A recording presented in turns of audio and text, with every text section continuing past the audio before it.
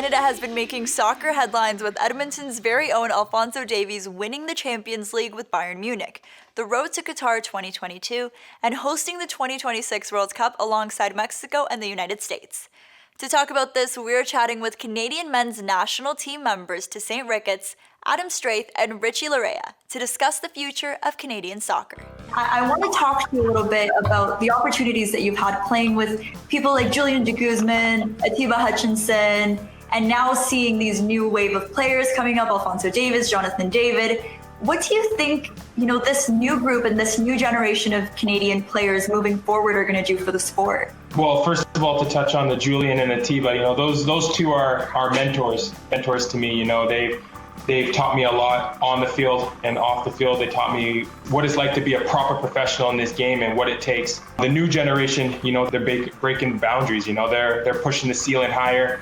They're in conversations with the best clubs in the world. You see Alphonso winning the Champions League. These are things that Canada hasn't experienced in their history, and it's great to see, and it's a sign of progress. It's a sign that the program is trending in the right direction.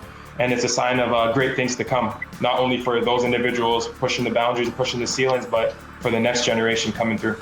Things have changed so drastically in 5 or 6 years. If you were to multiply that to see what's going to happen in the future, if we continue to go down the path, which I think the right pieces are in place for, then I think the sky's the limit. Obviously, there's a lot of work that still needs to be done, and it's easy to say that things are going to be good without having to work for it. So we obviously spoke on guys like Alphonso and Jonathan, and those are going to be the faces of the program going forward. But it's going to take more than just two international caliber players to get Canada to where we need to go. I think it's a very important time for us to use platforms, use sports, whatever it may be, to get a little bit sense of relief, but also realize that there's things going on bigger than us, bigger than sports happening right now that we have to be united on.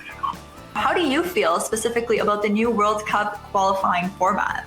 It is what it is. Obviously, we knew with the lockdown that things would change, games being missed, and the structure has to evolve with it. And the early round games, I think they'll be great for the program, great for the group to, get in some of these environments, get these games for maybe like lesser seeded teams and really get some results and get rolling until you get into the next round. How has John Herdman actually changed the outlook of the team, and how has he helped the whole team in general? John's brought a level of structure, mentality, and belief, as well as, tactically, that I haven't seen before in my time. When you go into a camp with John, or you meet up for a game or a tournament, you're there for a very clear reason. He makes it very clear as to why you're there. In the past, there could have been some times where guys were looking maybe to get away from their club environment, to get a change of scenery. But now there's a different mentality to the team. There's a different mentality to the environment. And John has achieved that. And not just John, obviously John's coaching staff and everyone that's involved. As for John, he's a very structured guy, and I think it helps the program as well. That exactly what he wants from his team, exactly what he wants from his players, the type of philosophy, the type of footballing he wants to do. So all those things are very clear from his standpoint. He is a very organized, structured, and a very good coach. So this helps me, this helps all the other guys on the team, and it helps us moving forward as a group as well. Now we have a very, very important question from Gabriella. Toss, do you play video games? Of course. Are you guys as competitive against each other playing video games that you are on the pitch? It got very competitive during quarantine because we had no competition, so we upped the level a bit there and really stepped up our game. But Toss, let me ask the next question. What game are you playing? Call of Duty. Do you guys play FIFA at all? I'm not a big FIFA guy. I play soccer all day. I don't want to come home and play soccer.